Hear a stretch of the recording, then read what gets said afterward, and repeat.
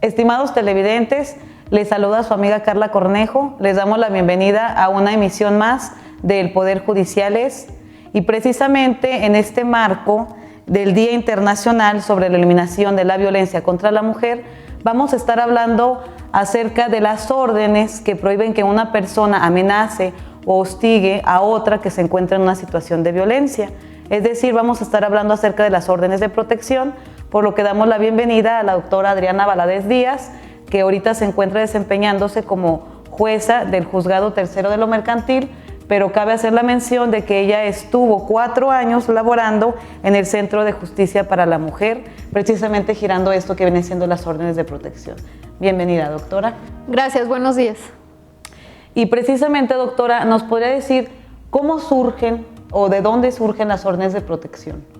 Bueno, los primeros antecedentes se encuentran en Estados Unidos, donde empiezan a ser giradas desde 1976 aproximadamente. En este caso surgen como consecuencia de que se empieza a reconocer a nivel internacional y sobre todo en la Organización de las Naciones Unidas, que ya se ve reconocido desde hace varios años, el trato que se debe de dar a la mujer de forma igualitaria en relación al hombre. En este caso, el que no sea víctima de discriminación. Una orden de protección es una resolución que se expide por parte de una autoridad que es la facultada por parte del Estado, en donde se tiene como finalidad de que la víctima no vaya a ser, en este caso, se repite el término de que la mujer no vaya a ser víctima de un delito, o que en el caso si ya se encuentra siendo víctima de alguna persona, pues esto tenga un alto y se empiece con el procedimiento judicial. Bien, doctora, como usted bien nos explica, esto viene desde el nivel internacional, las órdenes de protección, y es una facultad o obligación del juez expedirlas. Vemos que hay una confusión, se podría decir, respecto de lo que son las medidas de protección y lo que vienen siendo las órdenes de protección. ¿Nos podría decir cuál es la diferencia entre una y otra?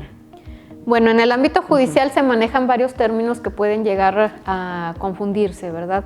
En este caso, las medidas de protección son las establecidas en el Código Nacional de Procedimientos Penales.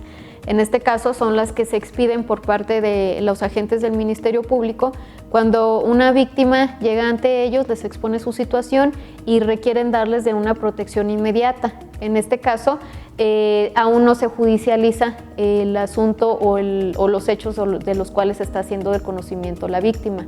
Entonces, estas son las establecidas en el Código Nacional, las medidas de protección que giran exclusivamente a los agentes del Ministerio Público. Las órdenes de protección son las que están reguladas en la Ley General de Acceso a las Mujeres a una vida libre de violencia. En este ordenamiento no se establece un funcionario específico que deba de girarlas, mas sin embargo se establece que cada estado o lo vamos a indicar así, cada estado establece quiénes van a ser las autoridades correspondientes. En la mayoría de los estados respectivos de la República han sido giradas por parte de los agentes del Ministerio Público y por parte de los jueces. Existen igualmente reguladas en el Código Nacional las providencias precautorias, que estas se giran exclusivamente por los jueces y se giran con el objeto de asegurar los bienes para que la víctima pueda tener un resarcimiento de los daños que pueden tener como consecuencia el haberse cometido un delito en su contra. Existen también las providencias precautorias y las medidas cautelares. Las providencias precautorias es como se le llama así a las medidas que se establecen por parte de un juez de lo familiar para poder proteger a la víctima en el caso de un divorcio o que haya situaciones de menores de edad, y se encuentran las medidas cautelares que son igualmente establecidas en el Código Nacional de Procedimientos Penales, que son las ya establecidas directamente por parte de un juez cuando el asunto ya se plantea ante un juzgador, y todas estas denominaciones que he establecido son similares, que tienen como finalidad el proteger a una víctima de violencia. Entonces estamos viendo que existen diferentes y también hay sus diferencias entre todas. Por ejemplo, las medidas de protección se dan en sede ministerial, por decirlo así, y esos son antes de que inicie el procedimiento. Las órdenes de protección se dan bajo la protección meramente de la ley de las mujeres ante una vida libre de violencia. Sí. Y tienen un ámbito de protección diferente, pues por decirlo así. Sí. También, como usted bien nos decía, las medidas cautelares y las providencias precautorias, pues cada una tiene rubros específicos de protección. En este caso, pues nos vamos a enfocar meramente en lo que vienen siendo las órdenes de protección. Como usted ya nos decía, son dictadas por el juez y tienen como principal fundamento, pues, el proteger a una mujer para que no se vuelvan a cometer delitos en contra de la mujer, ya sea violencia, hostigamiento, etc.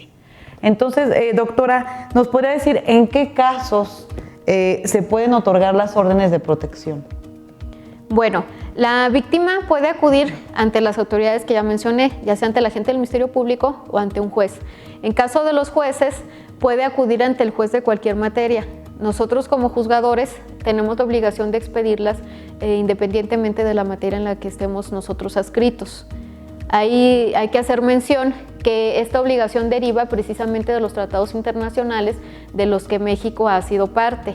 En este caso se establece entre las obligaciones de cada uno de los países, pues el de proteger precisamente el derecho fundamental de las mujeres a una vida libre de violencia y faculta a todos los funcionarios en estos tratados internacionales para que México a través de ellos cumpla a esas obligaciones. Entonces, de ahí deriva la obligación de nosotros los juzgadores de expedir las órdenes de protección y tenemos además la obligación derivada de los tratados internacionales, como serían los principales, la Convención de Belém do Pará y la Convención para eliminar todas las formas de violencia en contra de la mujer, así como diversos ordenamientos, que como ya lo indicamos es la Ley General de Acceso a las Mujeres a una Vida Libre de Violencia, la Convención de Derechos Civiles y Políticos, y podríamos mencionar muchísimos, pero a lo que voy es que nosotros como juzgadores tenemos la obligación de que esas convenciones se hagan efectivas y que sobre todo el derecho fundamental de tener una vida libre de violencia de las mujeres sea protegido y que ya no sean víctimas de discriminación. Algo muy importante que usted acaba de decir, doctora, es que no nada más se dan en el orden penal, sino en cualquier materia, puede ser civil, puede ser mercantil, puede ser familiar. Y por ejemplo, se necesita para el juez, para que las pueda expedir, alguna denuncia, querella, dependiendo, o es nada más una facultad del juez, hablando de un principio de buena fe, que dices tú como, no sé, llega una mujer, oiga, ¿sabe qué? Fíjese que estoy en riesgo de que no se me puedan lastimar o hacer alguna otra cosa, mi agresor. El juez, bajo el principio de buena fe, ¿puede expedirlas nada más así? ¿O tiene que haber un procedimiento previo para que las pueda expedir? Bueno, en este caso quiero hacer mención previamente a que precisamente la discriminación en contra de la mujer se presenta por el constructo social, es decir, es el producto de la forma de pensar de que se ha venido arrastrando desde culturas y de generaciones atrás. En el caso se establecen los roles de género y se prejuzga, es decir, se establece de forma social qué es lo que debe de hacer un hombre y qué es lo que debe de hacer una mujer, determinadas conductas y determinados roles que deben de tener cada uno de ellos. Entonces, conforme estos estereotipos que se forman o estas imágenes sociales que se forman que se debe de tener por parte de un hombre o de una mujer, tiene como consecuencia de que finalmente en las diversas áreas del derecho y por lo tanto en las diversas áreas que previamente se desenvuelve una mujer, sea objeto de discriminación. ¿Por qué? Pues porque socialmente, como ya le indicamos, se puede tener la creencia de que la mujer por deber ser, que se señala debe ser una persona pues más seria, más dedicada al hogar o más responsable o que deba de tener determinadas restricciones que no tiene el hombre, es por lo que, como ya indiqué, a veces se le coartan los mismos derechos que el hombre. De forma histórica, pues podemos citar que ella no ha tenido, las mujeres no han tenido los mismos derechos que el hombre, como fue el derecho al voto, fue el derecho a no poder disponer libremente de sus bienes, sino únicamente con consentimiento de su esposo. Igualmente, como ya lo hemos conocido y que ya son criterios más nuevos, cuando se tiene un hijo va primero el apellido del hombre y después va el de la mujer. Ahora ya hay nuevos criterios en donde incluso ya se puede invertir.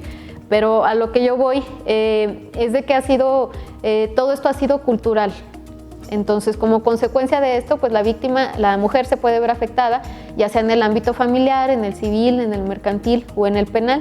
Como ya lo indiqué, cualquier juzgador, cuando veamos de que una mujer por cuestiones de género no está obteniendo los derechos que le deben de corresponder como cualquier ciudadano, es cuando debemos de intervenir, y a mayoría de razón cuando llega una mujer y nos hace saber hechos de los cuales ha sido víctima de violencia.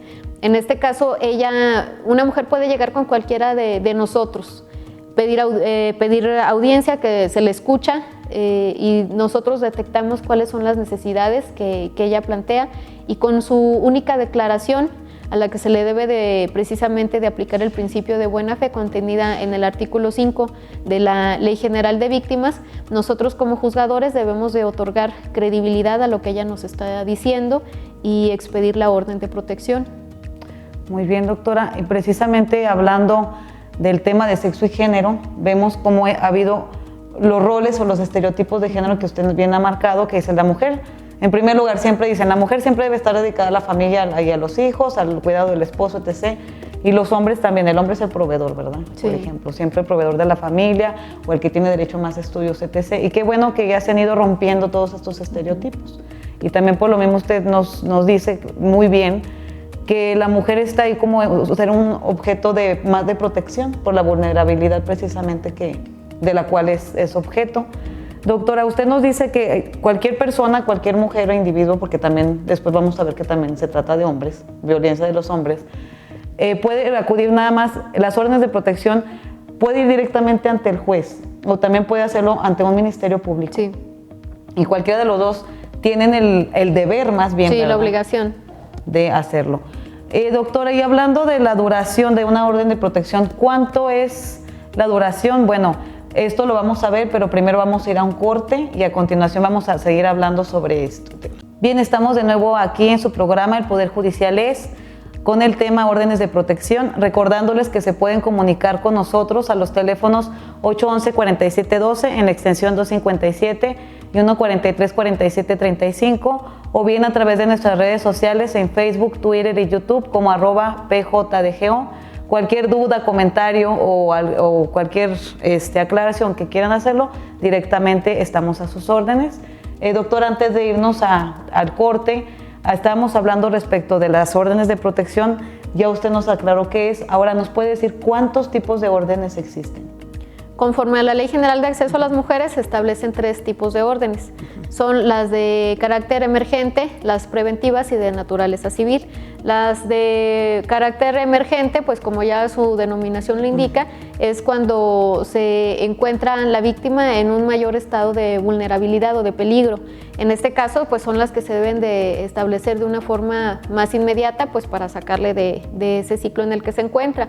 Sería primeramente pues sacarla del domicilio, o en el caso volverla a integrar al domicilio cuando ya se haya sacado del mismo al agresor y haberse asegurado a la víctima, y la restricción para el agresor de tener cualquier clase de comunicación con ella. Ahora ya se establece la restricción de acudir a su domicilio en la que ella habite, a su centro de trabajo, a la escuela de sus hijos, al de sus familiares o a cualquier lugar que ella esté frecuentando.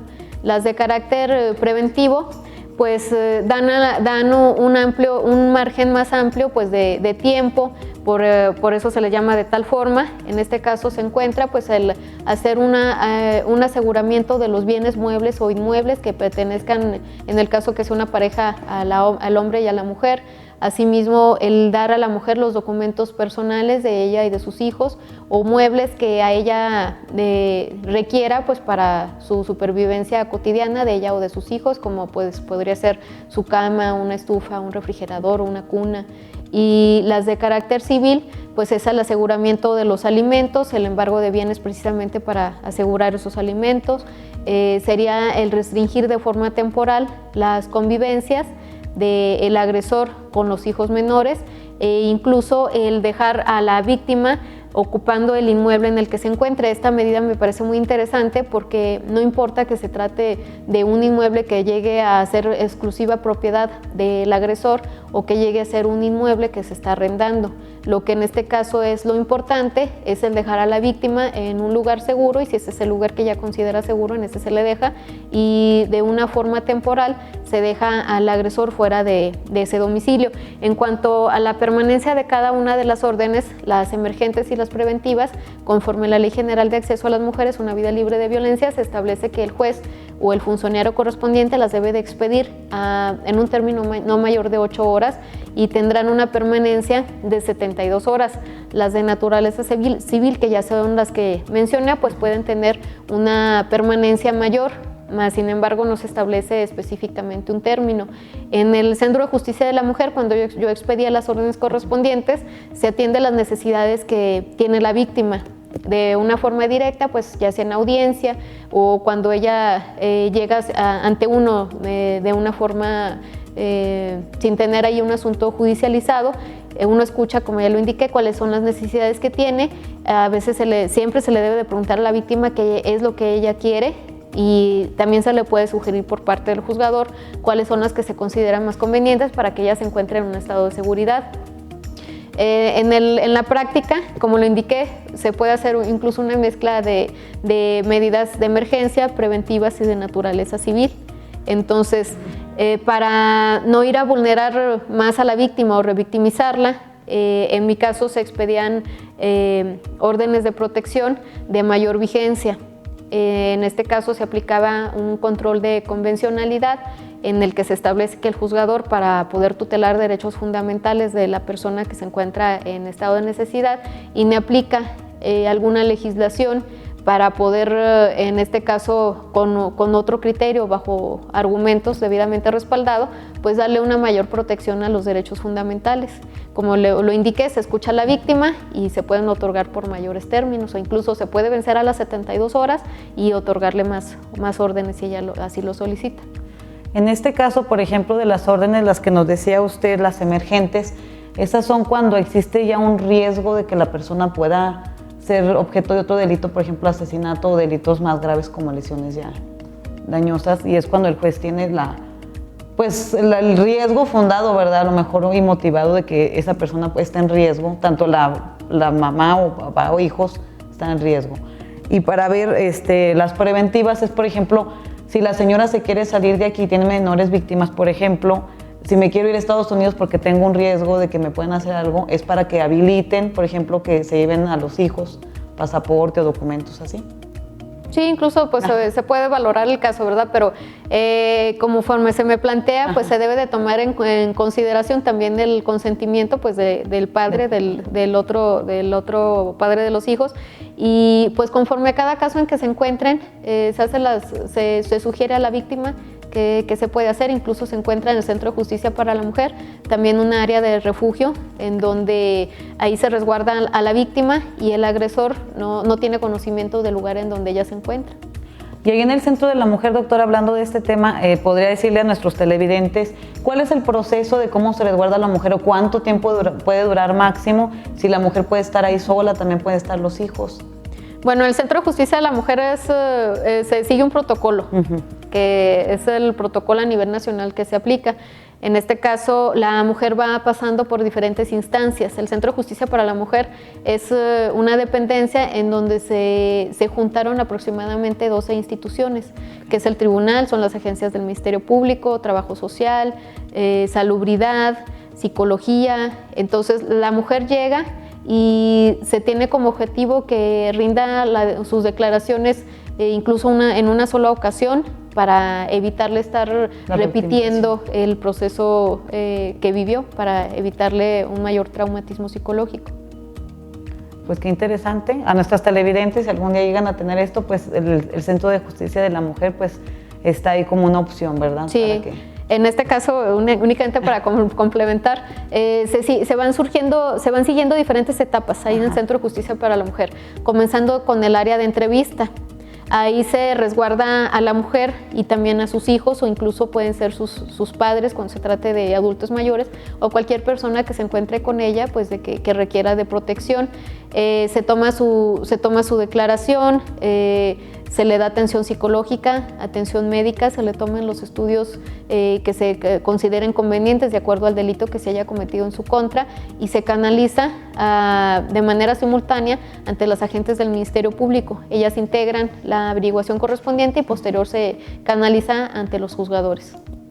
Pues es muy importante, sobre todo porque es una protección integral la que le brindan a la mujer. Sí. Hablando de que están ahí psicólogos o trabajadores sociales médicos, pues es para que precisamente la mujer, en primera, que no sufra la revictimización, y como decíamos también, aparte de su protección o integral en todos los sentidos. Doctora, y también, por ejemplo, usted nos decía el tema de que las órdenes de protección duran de 8 a 72 horas, pero ustedes pueden aplicarlas por más tiempo. Sí. Aplicando el control de convencionalidad. ¿Nos puede dar un ejemplo en su trayectoria de esos 4 años donde usted inaplicó uno o cuánto fue la duración máxima que le da una orden de protección? Bueno, la duración máxima que recuerdo creo fue una de 6 meses. En este caso yo decidía darlas por mayor término porque 72 horas para poder decirle a una mujer vas a estar protegida por 72 horas y luego tienes que volver a venir, a mí la verdad no se me hacía que era muy viable. Entonces, por esos motivos, simplemente porque a veces no tienen los recursos económicos ni siquiera para poder abordar un camión y llegar hasta el Centro de Justicia para la Mujer.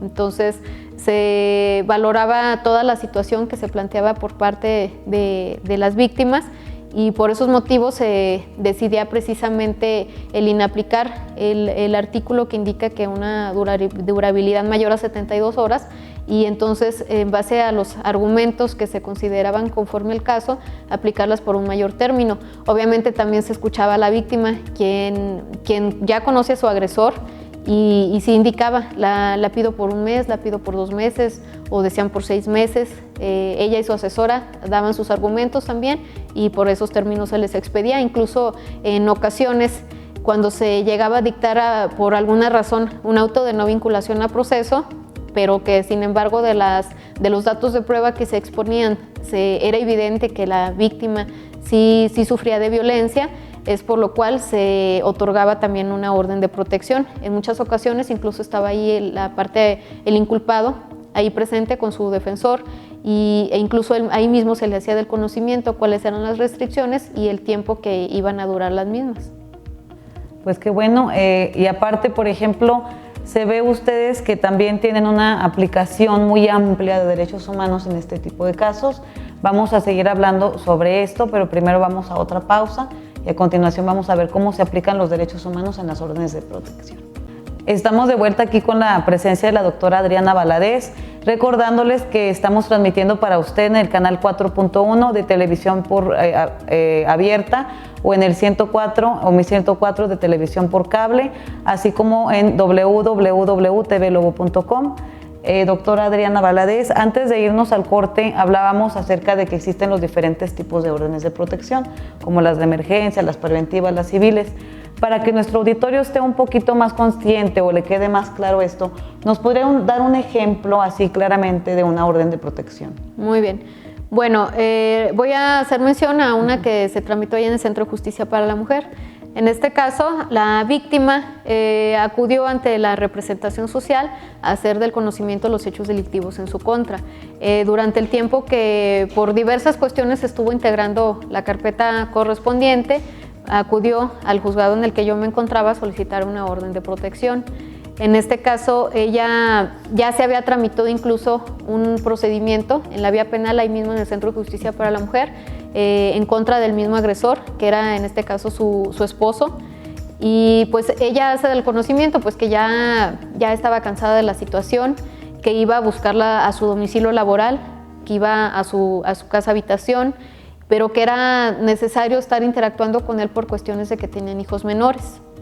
Entonces, una vez que se le escucha toda la situación y todo el problema en sí de todos los ángulos, porque también me decía que dañaba los vehículos de sus hermanas incluso, es por lo cual se le otorga una orden de protección en lo que se estaba integrando las diversas averiguaciones en contra del inculpado. En este caso eran aproximadamente 3 por diversos hechos delictivos. Entonces, la orden de protección consistía en que el presunto inculpado, no debía de acercarse a su domicilio laboral, tampoco debía de acercarse al domicilio en donde ella habitaba y también se estableció la restricción para que no acudiera a la escuela de sus hijos. La orden de protección se le fueron otorgando por término de 1 mes. Finalmente se le otorgaron 3 y se le otorgaron por este tiempo, más que nada pues porque ella indicaba pues los recursos económicos con los que ella contaba y que ella estaba trabajando en las mañanas y que incluso también tenía un trabajo en las tardes, por lo cual a ella se le dificultaba mucho, tenía problemas pues con sus patrones de estar pidiendo permiso para que se le estuviera renovando cada 72 horas la orden de protección, es por lo cual se le dieron por un mes. Entonces, fíjese, con ese ejemplo nos queda un poquito más claro que es para preservar a la víctima o posible víctima, ¿verdad? Y el juez debe de tomar en cuenta muchos aspectos para girar ese tipo de órdenes de protección. Doctora, ¿nos podría decir, por ejemplo, en este caso que usted tomó en cuenta, qué aspectos más bien tomó en cuenta o qué aspectos toma en cuenta un juzgador al momento de girar una orden de protección? De manera preponderante se toma en consideración la declaración de la víctima, la que rinde ante el juzgador. En este caso de esa víctima que les comento, pues se valoró que ya se mencionó que ya habían sido varios hechos de violencia, que como el ciclo de la violencia que tenemos aquí atrás de la pantalla, esta iba en aumento. Primero eran los insultos, las amenazas, el quererla hacer menos, el quererla controlar, la celotipia. Posteriormente pues fue subiendo de tono porque ya la violencia que en un inicio era únicamente psicológica se convirtió en violencia física, puesto a que ya los siguientes hechos que ella relataba pues era de que en la calle la había golpeado, que incluso también había agredido a su menor hija. Y entonces toda esta serie de circunstancias se fueron valorando para emitir las órdenes, que ya había antecedentes de otras denuncias, que incluso ya había un expediente ahí en ese juzgado en que yo me encontraba, y era precisamente el hacer saber al agresor pues de que no se trataba únicamente pues de celebrar alguna salida alterna al proceso como era la suspensión condicional, sino que tomara plena conciencia el agresor pues de que sus conductas de violencia hacia ella y de control pues tenían que tener un freno. En este caso la persona, el señor incluso ya tenía medido el tiempo en que los agentes se tardaban en llegar al domicilio de la señora, y antes de que llegaran él se iba para que no fuera sorprendido ahí en el domicilio donde se le ordenó no se presentara. Finalmente, después de que se le integró, el inculpado, pues por no entender las diversas prevenciones que fueron subiendo, terminó en prisión preventiva y ya finalmente obtuvo su libertad, pero ya después de un año aproximadamente. Y sí dejó de molestar a la víctima. Pues qué bueno, porque este tipo de órdenes precisamente se da para salvaguardar a la víctima. Por ejemplo, en el caso que usted nos da, o sea, nada más ni siquiera era todo el ciclo de la violencia contra la mujer, sino se estaba metiendo ya con la familia. Con los hijos, o sea, con los hijos, las hermanas, sí. Dices, eso ya va en aumento y podría, gracias que dieron a la orden de protección, porque habría desencadenado en un delito mayor. Y hablando de la violencia o del ciclo de la violencia, doctora, precisamente, ¿cómo incluye la violencia intrafamiliar sobre todo en este tipo de casos? ¿Usted está o cómo ve lo de la violencia intrafamiliar? Bueno, en este caso, en cuanto a la violencia familiar, podemos hacer mención, pues se regula en el artículo 300 del Código Penal y es precisamente el delito que tutela el derecho fundamental de cualquier persona a tener una vida libre de violencia. En este caso se establece en el artículo respectivo pues los lazos o el parentesco que se debe de tener para que se dé este delito. Conforme los nuevos criterios de la Suprema Corte de Justicia de la Nación, este ámbito familiar se ha ido haciendo cada vez más amplio. En un inicio pues se tiene que es la relación que se tenga de carácter matrimonial, de parentesco por consanguinidad, afinidad civil, tutela, curatela, concubinato y que se tenga o haya tenido una relación afectivo-sentimental de hecho. Ahora los criterios de la Suprema Corte son cada vez pues más claros y más amplios en el estado de que ya se llega de que cualquier persona que no tenga absolutamente ningún lazo de parentesco civil o de carácter familiar llegue a formar un núcleo con una persona de convivencia y precisamente por ese diario vivir se da a veces la violencia y entonces ya este artículo pues protege ese ámbito familiar de vivir una vida pacífica, libre de violencia. Libre de violencia, que es precisamente, bueno, yo pienso que casi todas las personas que sufren este tipo de violencias pues ven aumento, ¿no? Como usted bien lo decía, primero inicia a lo mejor con una grosería, que dice, no, no sirves para nada, eres un inútil, que es la violencia psicológica. Después inicia, no sé, a lo mejor con algún aventón, golpes e incluso puede ser la muerte. Es muy importante y para todas las televidentes o televidentes que nos ven, estar pendiente sobre este tipo de violencia, ¿no? Porque a lo mejor la persona está tan cerrada, tan involucrada que no te estás dando cuenta de que eres parte de ese ciclo de violencia. Precisamente vamos a ver esta cápsula informativa que nos habla acerca del ciclo de la violencia y cómo repercute.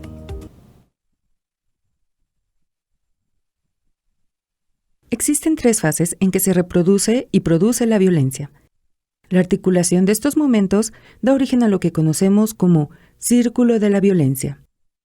1. Acumulación de tensión. Esta fase es la más difícil de identificar. Su elemento principal es la violencia psicológica, en la cual el agresor manifiesta cada vez mayor irritabilidad, intolerancia y frustración.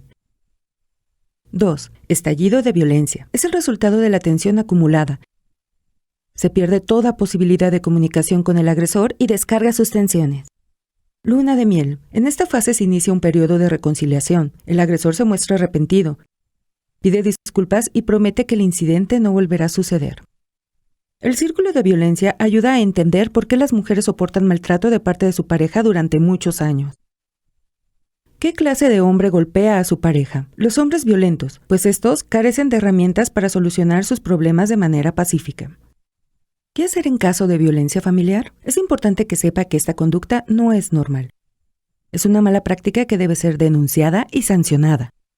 La Ley General de Acceso de las Mujeres a una Vida Libre de Violencia garantiza distintos servicios de atención para que las mujeres inicien el proceso de empoderamiento. Entre ellos se encuentran líneas telefónicas de orientación, centros de justicia para las mujeres, centros de atención externa, centros de desarrollo para las mujeres, refugios para mujeres y sus hijas e hijos. ¿Está en una emergencia? Diríjase a la instancia de la mujer más cercana a su comunidad, donde el personal se encuentra capacitado para valorar su situación. Bien, doctora, antes de irnos a otro corte, ¿nos podría decir nada más cuál es su conclusión acerca sobre la violencia familiar? En este caso, quiero mencionar que en muchas ocasiones la mujer no sabe o no es consciente que es víctima de violencia, como lo habíamos hecho mención, como precisamente el que a un hombre o incluso que a veces otra mujer tome como víctima a una mujer es precisamente por el constructo social que se ha tenido, el que una mujer se le acostumbre desde niña a que se le puede maltratar o a que se le va en segundo lugar, que primero va el hombre, y precisamente como consecuencia de todo esto, las mujeres a veces no saben de que están siendo víctimas de violencia. Por eso es necesario, pues, y es importante que se haga este tipo de programas de difusión para que las mujeres sepan que existe la violencia psicológica, física, patrimonial, económica y de carácter sexual, y para que, ya que sepan que son víctimas, pues puedan acudir ante las instancias que se les indica. Excelente, doctora. Entonces vamos a otro corte y a continuación seguimos en nuestro otro segmento. Bien, estamos otra vez de vuelta aquí con la presencia de la doctora Adriana Valadez. Antes de irnos al corte, la doctora nos mencionaba que existen muchos tipos de violencia y sobre todo es muy hacer énfasis que ahorita nos diga cada tipo de violencia, porque muchas veces las mujeres están inmersas en alguno de estos y, como nos decía la doctora, no se dan cuenta de lo que están viviendo. Doctora, ¿nos podría hablar acerca de los tipos de violencia que puede sufrir una mujer? Bueno, va a hacer mención primeramente a la violencia física. Es cuando por parte del agresor se usa su fuerza física en contra de la víctima. En este caso puede utilizar o no alguna arma en contra de ella y se va a tener por acreditada aun y cuando no le ocasione ninguna lesión. Asimismo se encuentra la violencia psicológica, que consiste en toda esta serie de conductas que hemos venido mencionando, como son los insultos, las humillaciones, el hacerle menos, el quererla aislar, la celotipia, las amenazas y cualquier conducta u omisión que tenga alguna consecuencia en su estado psicológico, que por lo general todas las clases de violencia que voy a mencionar pues van a tener consecuencia en la estabilidad psicológica de la víctima. Esta violencia psicológica pues puede tener como consecuencia el daño que tenga ella de carácter mental, incluso puede llegar a que ella quede aislada, el no tener comunicación con otras personas, e incluso puede llegar al suicidio de la víctima. Asimismo, se encuentra la violencia de carácter patrimonial, que es aquel acto u omisión que se verifica por parte del agresor en los bienes que utilice la víctima para satisfacer sus necesidades. Pueden ser los bienes de los que ella sea propietaria e incluso los bienes que se posean de forma común en el caso de los esposos.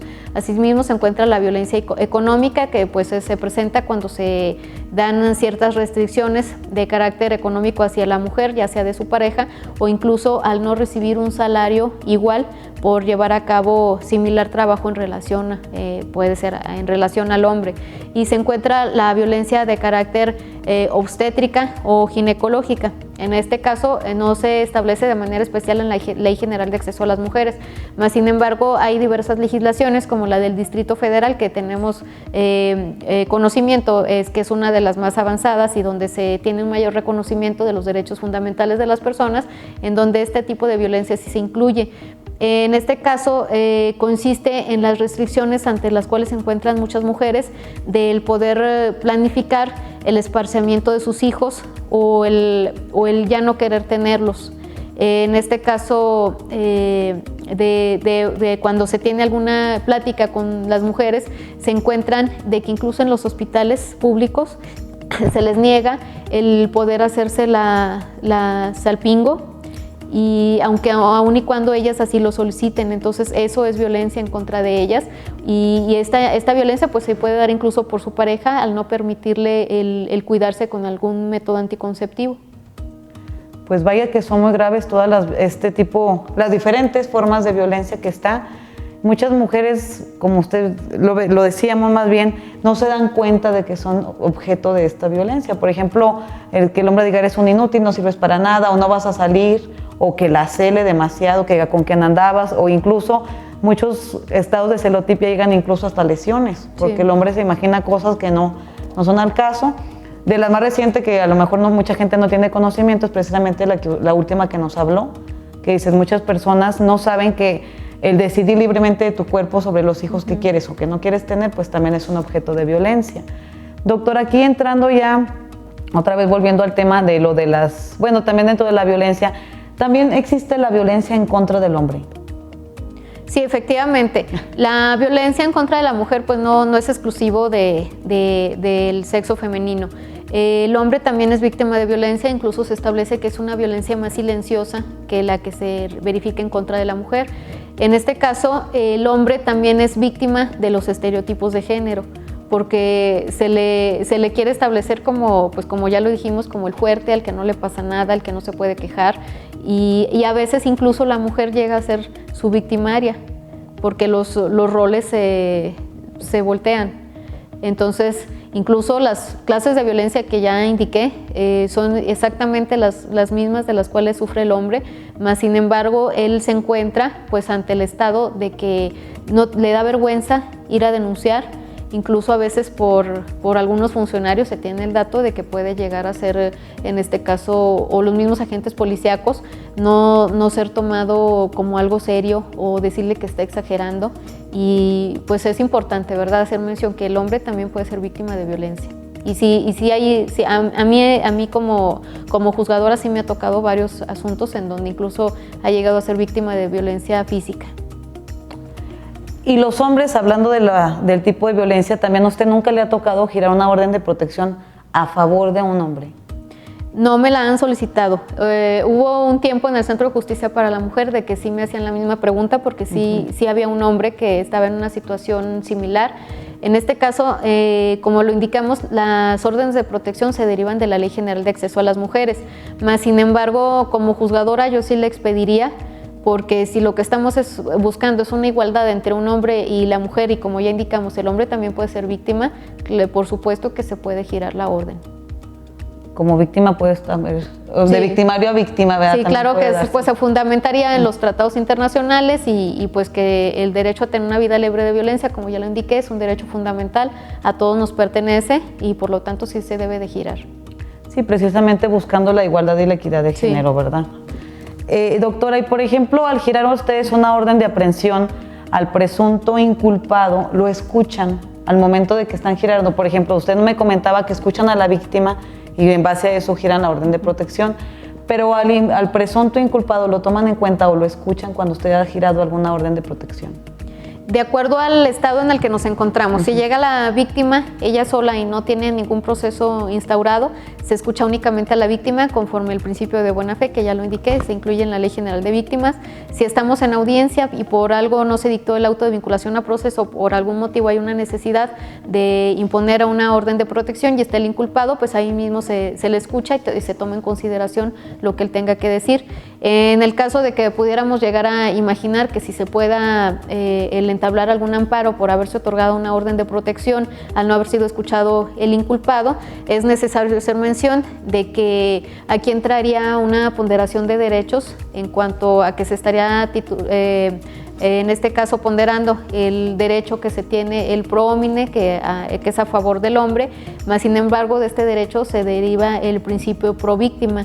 Conforme a los criterios de la Suprema Corte se establece que cuando se encuentre uno en este estado debes de darle preferencia al pro víctima. Ok, entonces doctora, usted nos comenta sobre el pro homine, sobre el pro víctima. ¿Nos podría decir cuántas o el grado de aplicación que tienen ahorita los derechos humanos y los tratados internacionales en cuanto a las órdenes de protección o al momento que ustedes las giran? Bueno, únicamente para complementar la respuesta anterior, hago referencia pues que las medidas cautelares son precautorias y en este caso son únicamente momentáneas.